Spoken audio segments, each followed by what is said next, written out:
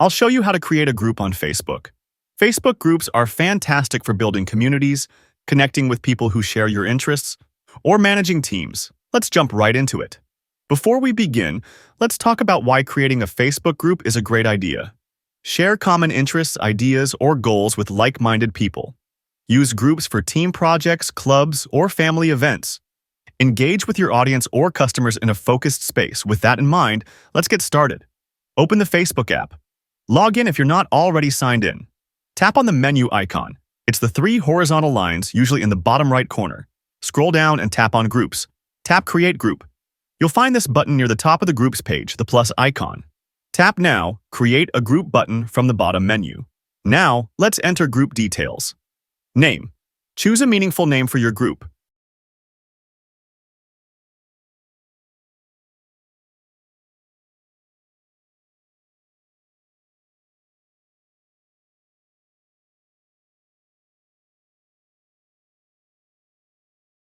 Privacy. Select Public or Private. Public groups are fully open to everyone on Facebook. Anyone can find these groups in search results, view all posts, see the member list, and follow the group's activities without joining. Membership can be open, allowing people to join instantly, or it may require approval, depending on the admin's settings. Public groups are ideal for communities or organizations that prioritize transparency and want to attract a large audience, such as support communities, hobby groups, or public event forums. Private groups offer more control over access and content visibility. Only members can see the posts, events, and member lists within the group. However, private groups have two additional visibility options: visible and hidden. A visible private group appears in Facebook search results, and non-members can view basic details like the group name, description, and cover photo. In contrast, a hidden private group is completely invisible to non-members, making it accessible only through invitation. These options are best suited for teams, private clubs, or communities that discuss sensitive or exclusive topics. The key differences between these visibility settings revolve around who can find the group, see its posts, and view the member list. Public groups are fully open, while private groups offer a controlled environment with either limited discoverability or complete secrecy. This flexibility allows admins to create groups that match the privacy needs of their community or purpose. After you select the type of group, tap on Create Group. A group will be created, and you will get a few steps to do after the creation. Now you can invite people to your group.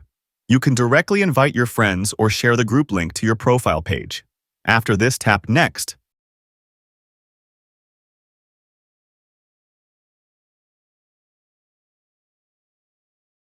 Personalize your group with a cover photo. You can upload a picture or take one. After that, tap Next. You can write a description for your group and then tap Next.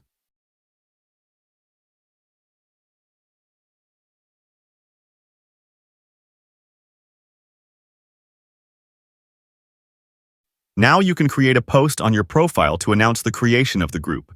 You can skip this step if you want to have the group private.